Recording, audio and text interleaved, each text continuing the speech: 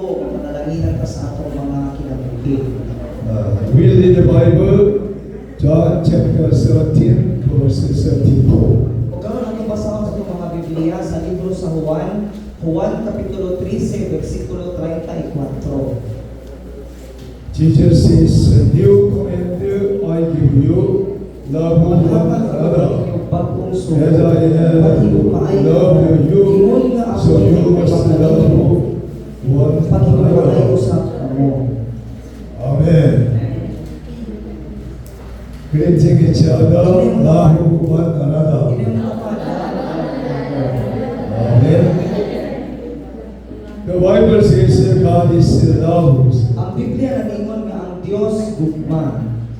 God had a plan to save the whole sin of the world. Muna ang Dios aduna siya plano sa pagluwas sa tanang makasasala sa tibuok kalibutan. So, 2,000 years ago, God sent His begotten Son, Jesus Christ, into the world. Muna sa 2,000 katuig na kapin ang ginabay ipadala sa Dios ang iyang bugtong anak na si Jesucristo dinhi sa kalibutan. So anyone can be saved by believing in Jesus with their heart and confessing with their mouth. So ang tanang mga tao maluwas gayud pinaagi silang pagtuo kang Jesucristo sa kinasingkasing gayud ug sa pagsugid dinhi gamit ang ilang mga kabil. First of all, we believe in the Bible scriptures and confess with our mouths. Pag-una sa tanan kinahanglan natong tuuhan ang giingon sa kasulatan sa Biblia o ato kining isugid gamit sa atong mga kabil.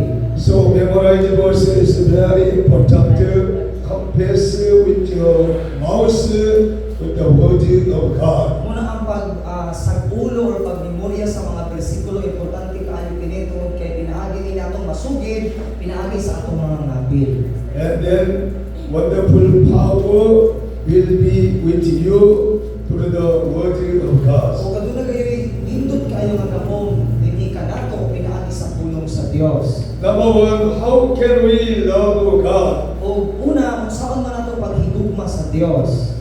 Bible says in John chapter 14 verse 15. Ang Biblia nag-ingon sa maorang gihapong libro sa Juan kapitulo 14 bersikulo 15. If we love God, Nahigugma keep my commandments. ninyo ang akong mga sugo. Amen.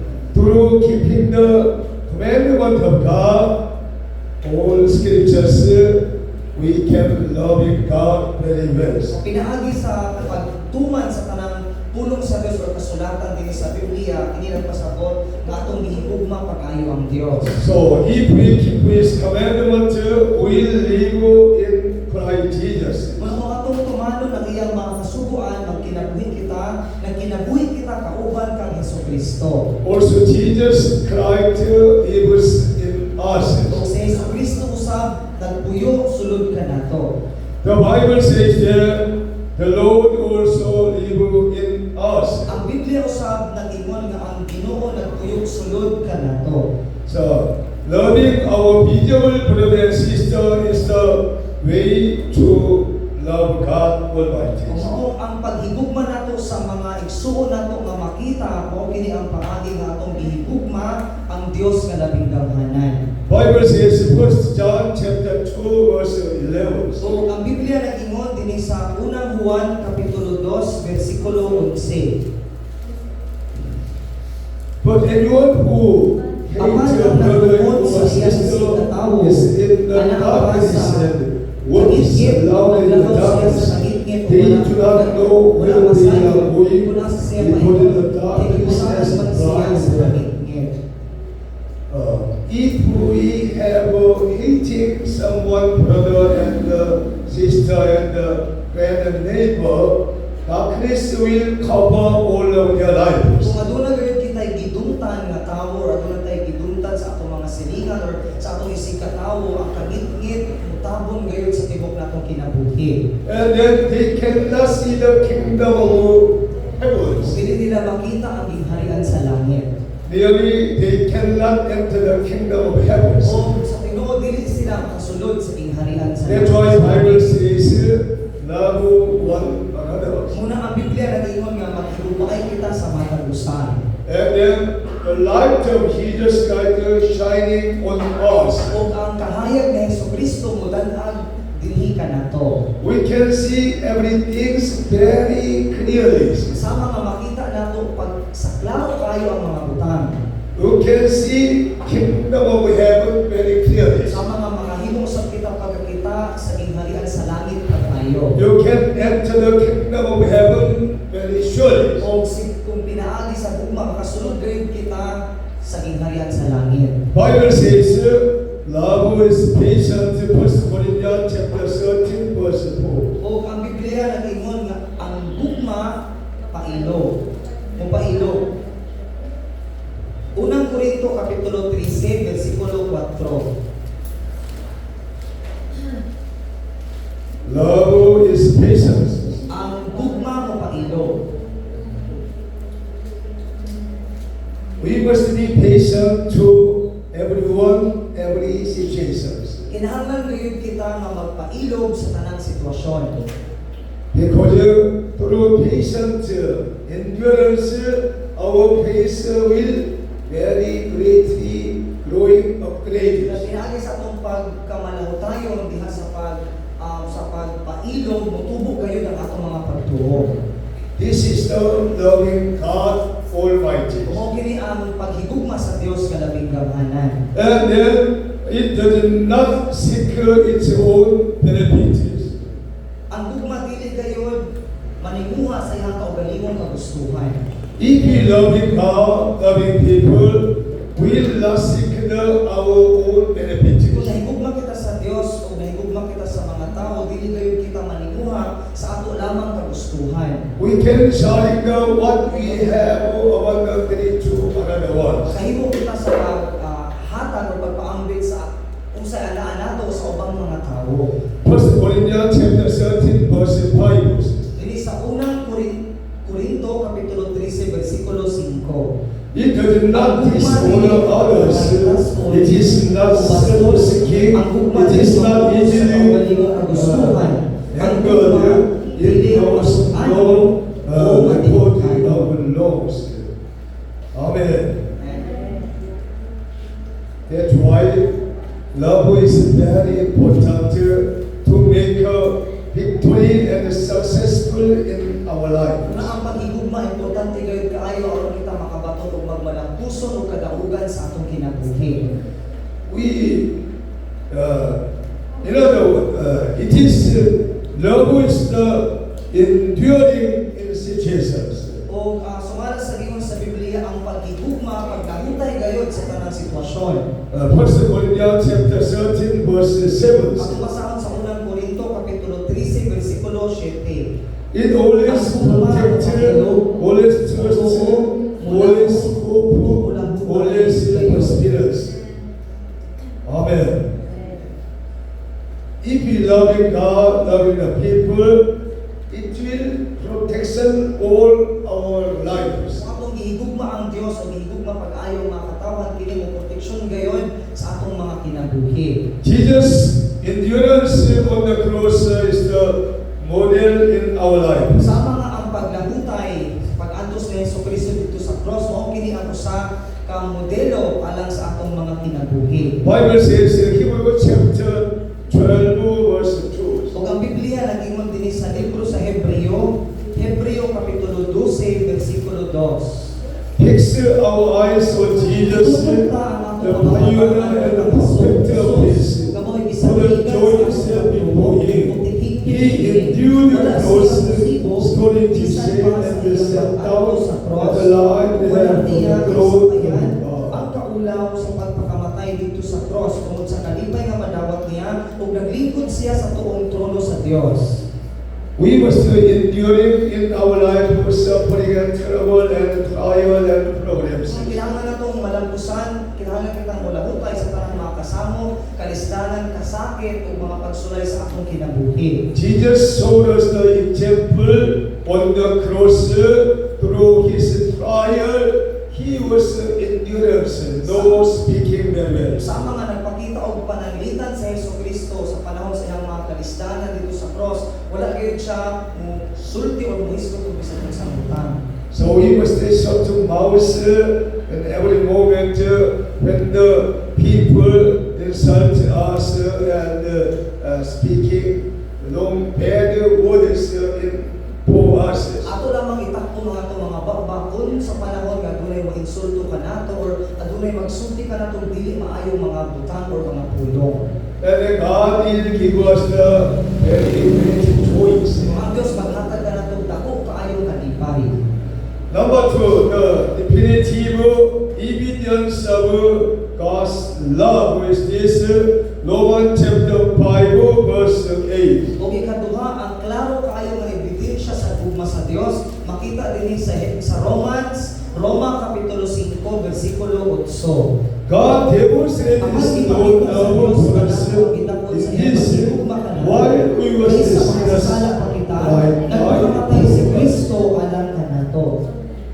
even though we were sinners, but Christ Jesus, Almighty God, died on the cross for the later all kind of our sinful natures. Bisan todo kita makasasala apan nagpakamatay sa Hesus Kristo alang ka nato aron iyang panason ang tanan natong mga sala ug kalapasan. This was the evidence of how much God so loved us. O ginang ebidensya kung unsa kadako ang paghigugma sa Dios kanato. Also, God forgive sinners and save them. O gipasaylo usab sa Dios ang mga makasasala o gidawat sila. Bible says in Revelation chapter 2, verse 1. Ang Biblia nagingon sa Efeso Kapitulo 2, versikulo 1.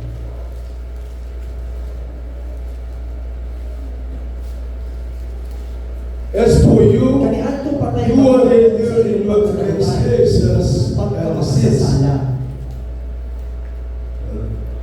But Almighty God removed all our sins and transgressions through shedding His blood. Ang nabigamahan nga Dios nagtangtang sa tanan natong mga sala ug mga kalakasan, pinaagi sa iyang hamilig nga dugo. There is power in the blood of Jesus Christ, which was shedding on the cross to cover all our transgression and sins. Aduna kayo'y gahom sa dugo ni Jesucristo. Ang dugo ay ipaagas dito sa cross para tabunan o panasan tanan natong mga sala. Before Apostle Paul was a very great sinner and long people.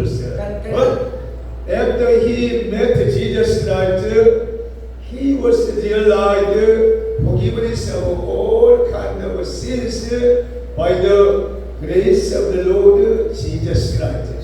Kaniadto usab si Apostoles Pablo usa siya kadako kaayo nga makasasala, nakasala siya ug aduna siya daghang mga kalakasan apan iyang naambuhan ang dako kaayo pagpasaylo ni Ginoong Jesucristo pinaagi sa iyang dugo. After that, he was realized salvation was come to his life. O tapos niya na iyang na ambuhan o nasayran na dunay kaluwasan sa iyang kinabuhi. So, God is the one who completely remove all kind of sins. Muna ang Dios gayon ang higpit nga nagtangtang sa tanang nagkalain-lain nga mga sala. Psalm 103 verse 12 says, Dili sa Salmo 103 versikulo 12 nagingon.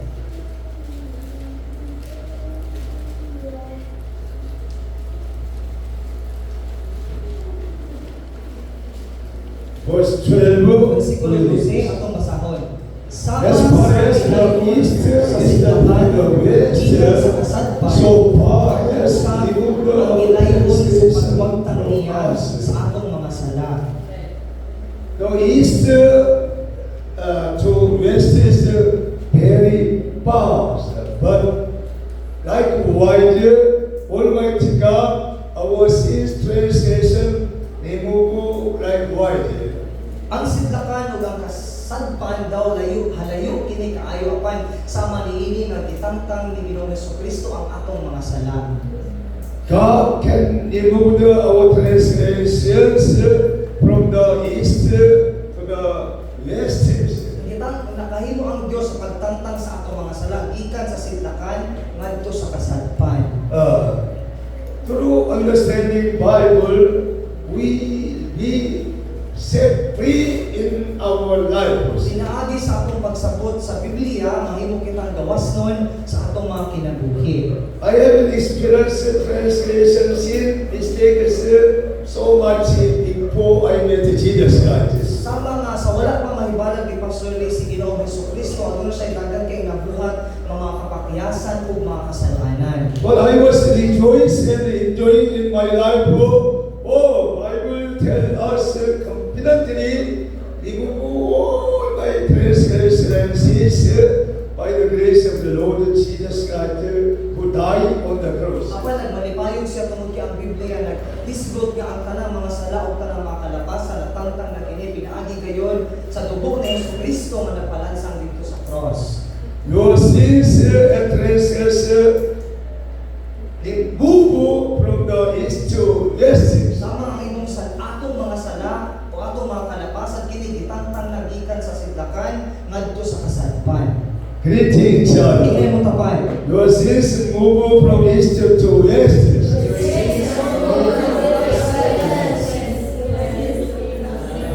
Hallelujah. If you believe the Bible, you will be set free in the Lord. Kung ato lang matuuhan ang Biblia, mahimo kayo kitang gawas ng diha sa Ginoo.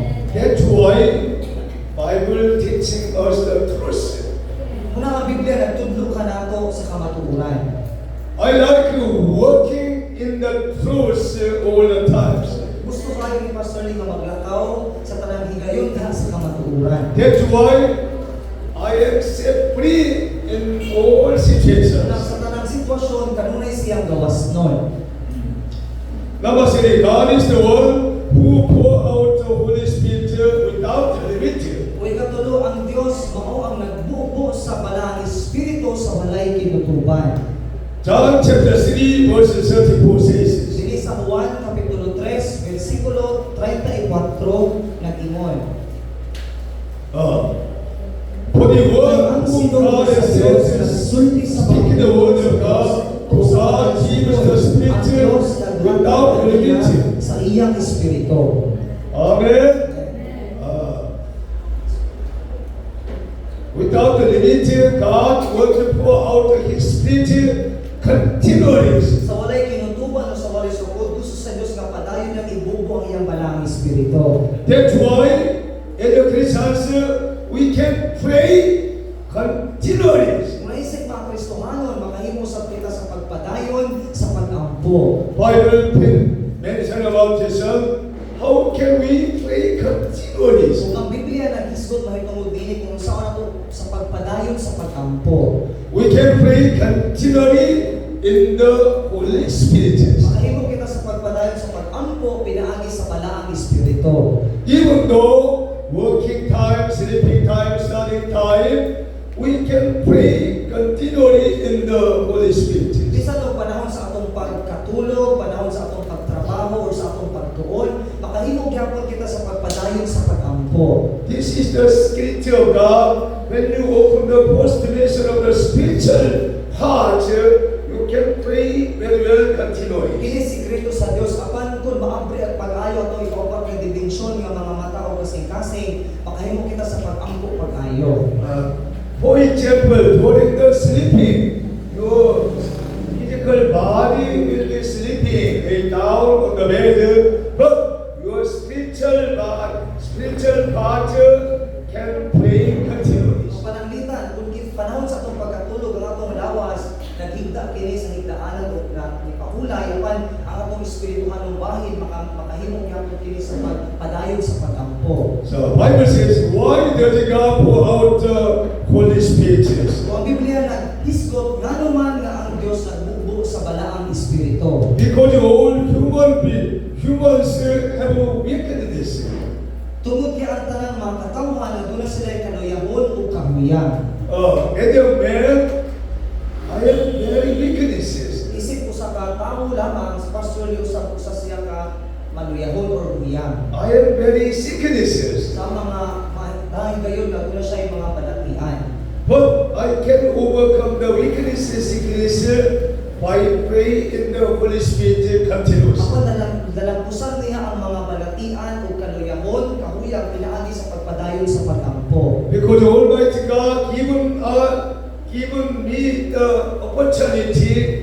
about overcome the all kind of situation by prayer only. Tungod kang nabigamanan nga Dios naghatag man kaniya oportunidad nga manapusan niya ang tanan kanalain nga mga sitwasyon pinaagi lamang sa pagtampo. So we are very weakness. It is not easy to shadow what we have. Sa panahon sa ato mga kabuyang dili gayud sayon magpaambit sa mga butangan niya kanato. With the human mind, we cannot surrender our money, our material to another one. Sa kahunod lamang ang panguna-una, maglisod gayud kita og pagpaambit sa atong mga kwarta o sa mga butang sa uban.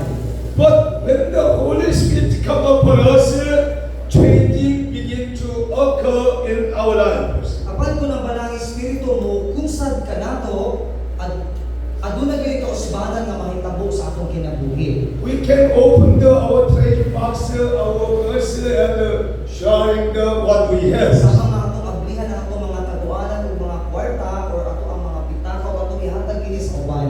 This is the working of the Holy Spirit. O kini ang paagi sa paglihok sa balang espiritu. Bible says Acts chapter 2, verse 40 to 47. Sama sa giingon sa Biblia sa mga Buhat kapitulo 2 bersikulo 42 hangtod sa 47. We read the Bibles.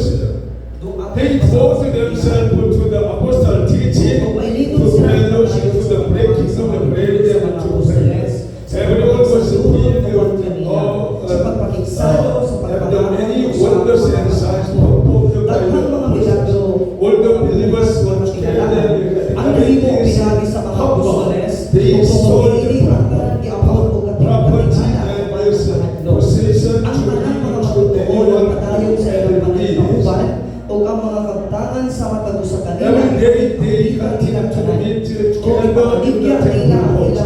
They broke bread in their homes and together with their sincere hearts, praising God and enjoying the faith of all the people. Lord, added to their numbers daily dito sa ilang mga balay. being Gitahig saved. nila ang Dios o gikahimutan sila sa katawhan. Ug sa matag adlaw gidugangan sa Ginoo ang ilang pundok ug mga tawo nga nangaluwas. This is the situation the Holy Church members, all of them receive the Holy Spirit and the power of God. Mao kini ang kahimtang niadto mga niunang mga kasimbahan ang di nakadawat sila sa pagtunsad sa balang espiritu sa Dios. Every day they gather in the temple court, in the church, they were sharing their food and their possession, their property, sharing to each other. Din sa matag adlaw nagtigom sila sa hawalan o sa templo sa Dios o dito sa templo sa Dios na paambitanay sila sa ilang mga pagkaon, sa ilang mga kwarta o sa ilang mga posisyon. Not only Sunday gathering, every day they were gathering in the churches. Dili lamang matag Domingo sila nagtigom kundi kada adlaw nagtigom sila sa simbahan. After they pray and praise God Almighty, they talking about to each other. O human sila makaampo o nagpaambitanay sa matag usa, magsultianay sila sa matag usa. And then they supplied what they need step by O step. naghataganay sila kung sa ilang gikinahanglan sa ginagmay. Question to each other, what do you need? Something, and somebody provides. Nagpamutanay sila kung unsay gikinahanglan sa usa o munang nakadungog uban munang uban usa buhatag sa usa. They use food and money possession, common uses. Kung gigamit nila ang ilang mga pagkaon ang ilang kwarta kasagaran sa ilang pagtabang sa matag usa. Because they were full of the Holy Spirit, all church members. Sumud kay sila ang tanang mga miyembro sa simbahan na puluman sa malang espiritu. Every day, increase the church members, they were enjoying very well. Lagi kada adlaw gitungagan ang ilang mga kauban sa simbahan kung malipayon sila pagkayo. So, I hope and pray for our church members will become like this one. Muna nag-ampog naglaang usab si Pastor Day nga mutubo usab ang atong simbahan sama niini. That's why our church will be open every time, every day. Muna ang atong simbahan kanunay nga bukas sa matag higayon ug matag adlaw. For the glory of God, we can avail the church and pray and sharing more and more. Alang sa kalmayaan sa Dios magamit nato ang simbahan para sa pag-ampo o sa pagpaampo inay. When the Holy Spirit comes, a person who only loves himself, his parents change in characters. Kung ang balang espiritu mo abot, ang tao nga nahigugma sa iyang kaugalingon lamang makasinati o kausbanan sa iyang pagkatao. In other words, his eyes are opened to think about and look at another world. Kung sa laing bahin sa pulo ang iyang mga espiritualong mata maabli o makahuna-huna na siya o mangita na siya alang sa kaayuhan sa uban. That's why Jesus Christ emphasized to all his disciples to receive the Holy Spirit. Unang si Jesus, may pasabot sa iyang mga disipulo nga kinahanglan nila dawaton ang balaang espiritu. Also, when the Holy Spirit comes, the power and to heal come upon them. O kung ang balaang espiritu sa moabot, ang gahom sa pag-ayo moabot kanilang tanan. Apostle Peter received the power of God Almighty. Sama nga si Apostoles Pedro, nakadawat siya og gahom nga gikan sa Dios nga labing gamhanan. And then he was praying continually. Unang padayon siya nga nagkampo. We read the Bible, Acts chapter 3, 6 to 8. Ako basahan sa itong mga Biblia sa Buhat Kapitulo 3, versikulo 6 hangtod sa 8. Then Peter said, the silver or gold I will not have, but what I have I give you. In the name of Jesus Christ of Nazareth, work, taking him by your light, he helped him up and his hands and feet and ankles become strong. Sa bakol. Peter prayed for the crippled man and he was standing, working and praying God Almighty. Buwan ni Apostoles Pedro kini usa ka bakol nga tawo ug tapos sa pag-ampo siya naayo siya naglugsog nagdaig sa Dios. He was a crippled man, was beggar all the times in front of the churches. Ug kini nga tawo na bakol niya sugad pa sa iyang pagkahimugsog ug na ni siyang nagkilimos atubangan sa simbahan. But crippled man was healed and working and jumping, praising God. No more beggar and become a wonderful evangelist. Apan dihay tagna kini usa ka bakol nga tawo na ayo siya ug nang naglugsog-lugsog nagdayeg siya sa Dios ug dili na siya manglimos kung dili nahimo na siya usa ka evangelista. This is the working of the Holy Spirit. Mo kini usa ka paagi sa pagbuhat o paglihok sa balang espiritu. So all of you and I, we can do that work through Holy Spirit. Unang ikaw ug ako makabuhat kita niini pinaagi sa gahom sa balang espiritu. The way to experience the power of the Holy Spirit of God. Ang paagi ang atong masinatian ang gahom sa balang espiritu sa Dios. How can we receive the power of God and the Holy Spirit? Unsaon nato pagdawat sa gahom sa Dios ug sa balang espiritu? In the Bible, there is the answer, Acts chapter 1, verse 14. O kadunay tubag dinhi sa Biblia sa Buhat Kapitulo 1, versikulo 14. They all joined together, standing in prayer on the woman and the man of the body of Jesus, which is Christ. Jesus ug ang iyang mga igsuong lalaki. Amen. There's the scripture.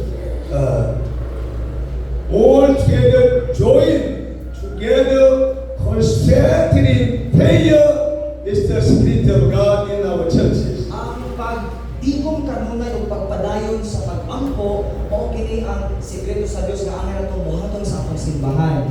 We have a Friday evangelism revival conferences. Sa mga aduna tay gibuhat matag Biyernes aduna tay conference para tigom sa pag-ampo dinhi sa atong simbahan. Not only Friday, but also the other day you can gather and praise God and pray constantly. Dili lamang Biyernes kundi sa lain usab nga mga adlaw makahimo kita sa pagtigom sa pag-ampo padayon. 1917, 1918, Korea church was great revivals. 1917 hangtod sa 1918 aduna kunoy dako kayo kapukawan sa Korea.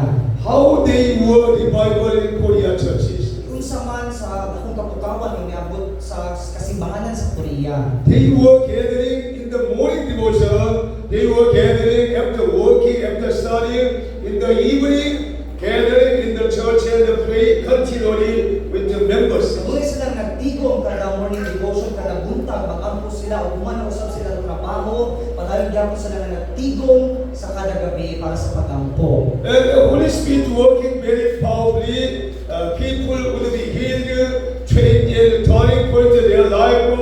They would be very rejoicing in their lives. Inaagi nila lihok na makusgano ng malang espiritu ang uban kanila na maayo, ang uban kanila na mausab sa ilahang kinabuhi. Makusgano kayo na naglihok ang gahom sa Dios sa ilang kinabuhi. At the times, most of the young people who had received the Holy Spirit, they want to become missionaries. Kung ato sa takna, katong mga batanon nga nakadawat sa malang espiritu, gusto silang mahimong mga misyonaryo. That's why nowadays Korean missionaries, 25,000 members become missionaries. Mulang karon dito sa simbahanan sa Korea, mga 25,000 ka mga miyembro ang nahimo ng mga misyonaryo. Gathering together and devote ourselves to prayer is very important. Ang kanunay nga pagtigom o pagpagamit sa atong kaugalingon sa pag-ampo, importante gayud kaayo. Number 4, practice of loving God and loving our neighbors. Ikapat, atong tumano ng paghigugma sa Dios o paghigugma sa atong mga isang katawo. Bible says Matthew chapter 22, 37 to 40. Ang Biblia nag-ingon sa Mateo kapitulo 22, versikulo 37 hangtod sa 40. Jesus says, love the Lord your God with all your heart, with all your soul, with all your mind. This is the first and greatest commandment. And the second one is like, love your neighbor as yourself. All the law and prophets hand on this truth. Kasukat din ito nga kasuko ang tibuok nga balaod ni Moises ug ang mga pagtulunan sa mga propeta. Amen. These are the great commandments from the law of God through Moses and the prophets. So kining duha mao kini ang pinakadagkong sugo gikan sa balaod ni Moises ug sa mga propeta. When we help him and healing the people, there will be the wonderful miraculous signs will come upon us. Kung kita mutabang o mag-ampo para sa kaayuhan sa ubang mga katawhan, aduna gayud daghang mga milagro nga mahitabo. Bible says in Luke chapter 4, 18 to 19. Dili ang Biblia nag-ingon sa Lucas kapitulo 4 versikulo 18 hangtod sa 19. Jesus message, the Spirit of the Lord Ang is on Espiritu sa me, Ginoo niya because he has inibukan anointed ako me niya to proclaim the goodness to the poor. He has sent me to proclaim the freedom for the prisoners, to recovery of the sight for the blind, to set them sa to pagpagawas sa rest. mga tinawyaw. Pagpalipalo sa tuwid Proclaim the year of the Lord's favor. sa iyang katawhan. Jesus came to the world to proclaim the gospel of Jesus God about this world. Si Jesus gani siya dinhi sa kalibutan aron niya isangyo ang maayong balita sa Dios sama niini. Jesus proclaimed the good news to the poor, and the poor will become rich. Sa mga gisangyo ni Jesus ang maayong balita sa mga kabos ug ang mga kabos nahimo silang mga dato.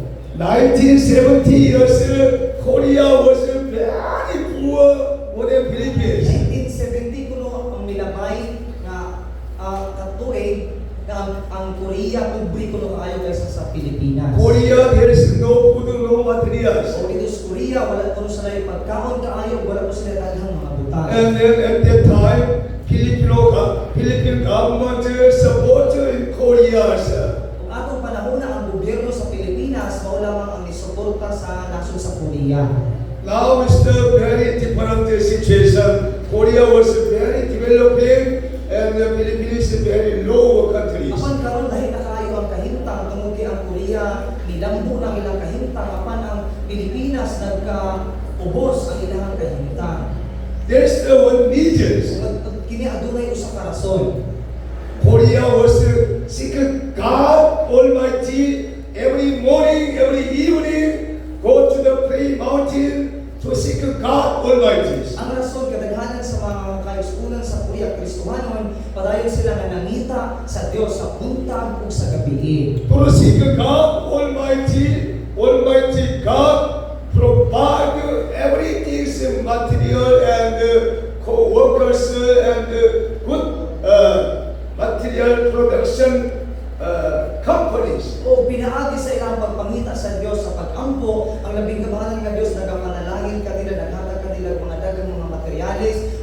pagkaon o maayong ideya sa pagtrabaho o daghang mga nindot nga mga produkto. So, most of the Christians receive the Holy Spirit and the power of God. Ang natong tanang mga Kristohanon, kinahanglan sa mga dawat sa gahom ug sa balang espiritu sa Dios. And then they changed their status from the poor to riches. O nausab ang ilahang mga kahimtang gikan sa ilahang kawadon kadto na sa pagkadato. And there's many people become a prisoner, but they have been set free through the gospel of Jesus Christ. Daghang mga tao ang nahimong mga binilanggo o panahimo silang gawaston pinaagi sa maayong balita ni Hesukristo. So we need to pray for recovering our sight by the power of God and the Holy Spirit. Nang kinahanglan kita mag-ampo nga mabalik ang atong espirituhanon nga panglantaw, maablik kini pinaagi sa gahom sa balang espiritu. And there's when the Holy Spirit come upon us, we can curing the orphans and the widows their wells. Kung ang balang espiritu sa bukod sa kanato, makahimo kita sa pagkatiman sa mga ilo o sa mga bilibang. When the Holy Spirit come upon us, we can preaching the kingdom of God every day and night. Kung ang balang espiritu bukod sa kanato, makahimo kita sa pagsangyaw mahitungod sa paghari sa Dios, kingharian sa Dios adlaw ug gabi. And then what the Bible tells us, Luke chapter 10 verse 5 to 9. Kung sa ingon sa Biblia kanato diri sa Lucas kapitulo 10 bersikulo 5 hangtod sa 9. When you enter the house, first say, peace be in this house. If someone goes, your water peace will tell you, your peace will rest upon them. If not, you take it to you. Stay there eating and drinking, while whatever they give you for. The workers deliver to wages, do not move around the house. When you enter the town and the welcome, eating what is open to you. Heal the sick who are there and tell them the kingdom of God has come near to you. Amen. As the people of God, we must do it like wise. Isip mga katawan sa Dios, kinahanglan kitang mubuhat o sama niini. First of all, when we enter someone's house and meet someone, we must say to them, peace be with you. Una sa tanan sa atong pagsulod sa usa ka balay o atong tayo may balag mo sa katawo, una na tong isulti, ringon kita kaniya ang kalinaw nga naa kanimo. Blessing will come upon your family and houses. Ang panalangin maabot sa imong pamilya o sa imong panimalay. And then every people will invite you. Ang halos kadaghanan sa mga tao mahimo kayon sa pagdapit pagpadayon kanato. When we have evangelism, we must be very wise. Kung kita mag-ebanghelyo, kinahanglan kita magbaton og kaalam. When we visit the Padayod city also, the house of the owner, woman said to me, we are Catholic. O katong sa among pag-ibang pagsangyo sa maayong balita dito sa Barangay Palio, na Mungon, una nang pag-adto dito ang babae, balibad kay ningon siya namo nga hindi kahimo kay kami mga Katoliko. And then I pray for them, peace be with you, and Almighty God will bless your families. Managampo sa pastoray kaniya o sila pamilya kalinaw mo moabot kaninyo o panalanginan sa Dios ang inyong pamilya. I question how many children do we have? Sana sa pastoray kada pila man kabuok imong mga bata o anak. We have 7 children. Ingon siya nga namin 7 ka anak. Okay, 7 children will be blessings. Pastor, okay, ang imong 7 ka mga anak, bilis lang ang malalanginan. And I provide step 5, step 10, and provide prayer cards, blessing families. O sa hinay-hinay, anihatag sa pastor nila o gamay na tarpaulin para sa mensahe sa panalangin. They rejoicing welcome us. So, nalipay sila o munang ipatayo namin nila. Step by step invite the people. Sa hinay-hinay, o imbitar kita sa mga tao. Yesterday some very far from the mountains, young people and children visited here, attended the worship service. Kagahapon, aduna na po ilaing mga batang na nagikan pa sa lain nga bukid nga miadto dito para sa pag-apil sa pagsimba. Because they are looking for Jesus Christ. Okay, nangita sila ang Ginoong Hesukristo. They want to hear the message of Jesus Christ. Gusto sila nga makatungog sa mensahe na itungod ni Hesukristo. They want to be turning point in their lifestyles. Gusto nila nga mapusab ang ilang pagkinabuhi. Even though they are living very far mountain, when the Holy Spirit come upon them, they will become a very important disciple of Jesus Christ. Kaya kung nagpuyok sila sa pinaka-bukid kaayo nga dapit, apan kung nabalang Espiritu mapunsad na kanila, mahimo sila mga nindot nga mga disipulo ni Hesukristo. God wants to make a disciple.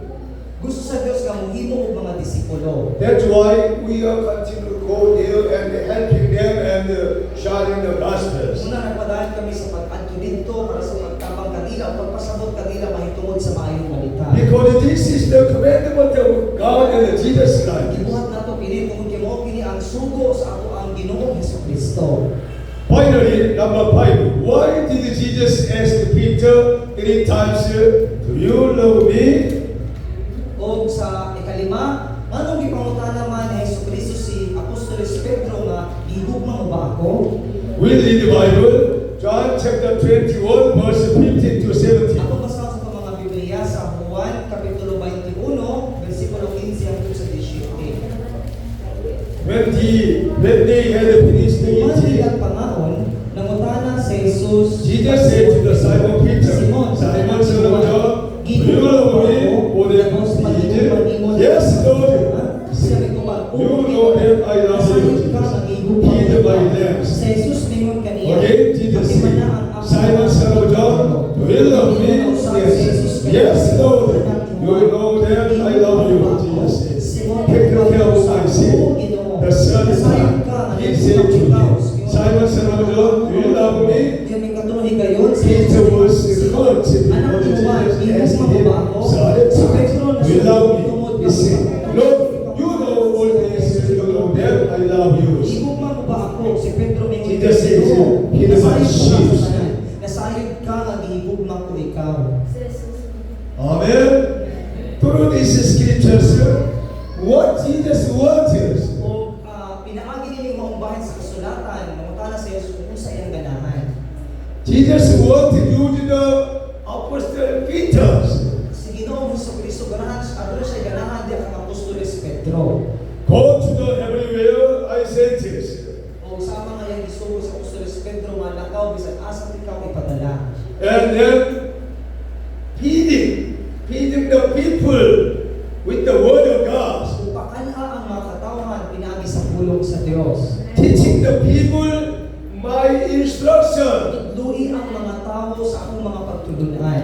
Teaching the people what I have done on the cross. Jesus' message focus is this. Idlui ang mga tao kung unsa ang akong gibuhat alang kanila dito sa cross. Mo gayon kini ang focus sa mensahe ni Jesus. Because the Apostle Peter accompanied with Jesus Christ for 3.5 years. That's why he knew very well what Jesus has done. Tungod kay si Apostoles Pedro nagubad-ubad din siya ni Hesukristo sulod sa tulo ug katuig mo na nasayod siya pag-ari mo unsa ang gibuhat ni Jesus. You young people and the church members accompany with me almost 20 years. Sama usab nato mga batanon ug mga kadaghanan nato mga miyembro nakauban na nato si Pastor sulod sa 20 ka tuig. You have learned this something, what we have done in our churches. Kabalo na ta kung unsay atong nabuhat sa atong simbahan. And then you can do step by steps. Muna sa atong kaugalingon makahimo usab kita niini sa hinay-hinay. And then you will rejoice in your life. O malipayon gayon kita sa atong kinabuhi. Separate your time, money, talent for the glory of God. Mahino ang atong oras, ang atong talento, ang atong kwarta alang sa kahimayaan sa Dios. I like separated by time, money, everything. Kung naganahan ka sa pasulig ang mugahin sa iyang oras, sa iyang kwarta o talento, tanan butang. That's why I cannot join to another fiesta and another festival. Somebody invited me. Wala siya oras sa pag-apil sa mga fiesta or kasaulugan kung adunay mga muimbitar kaniya. I reject them. I cannot go there. Sorry. I have promise with Jesus God to go to the evangelism and then preaching the gospel. Palibaran lamang niya sila, unahan siya pasaylo kanila, unahan sila, dili ko kahimo, tungkol kay kinahanglan kong muadto sa Ginoo ni Jesus, kinahanglan ko magsangyaw o mag-ebanghelyo. God gave me the mission, Matthew chapter 6:33. Ang Diyos naghatag kaniya og buluhaton or misyon sumala sa Mateo 6, versikulo 33. Seek first His kingdom and His righteousness, all these things will be given to you. Ang sinanalingon, unahang pagpangita ang gingharian sa Diyos o iyang pagkamataron o kining tanan igadugang lamang niya kanimo. So I conclusion message today. If we write down what we can do today, practice it one by one, and the miraculous will surely happen to you. Doon na siya mensahe sa doon na siya panapos sa iyang mensahe. Kung ato lamang isulat, kung unsa ang atong mahimo karon ug ato kining tumanon, binagsa ato na gayon milagro mamahitabo kanato. We were created to love one another. Buhat kita para higugmaon, para makigugmay sa matagusan. Finally, saving a soul that was dead in sin and transgression is the creative practice of love. Katusan ang pagluwas sa mga kalag na namatay tungod sa sala o kalabasan, mao kini ang dako kayong pagtuman sa gugma. Let us pray. Father God, we are learning the truth about love one another. We have learned how to love God, how to love one another. We will practice it step by step, continuously. Thank you, Lord. In Jesus' name we pray. Say Amen. Praise the Lord. Say the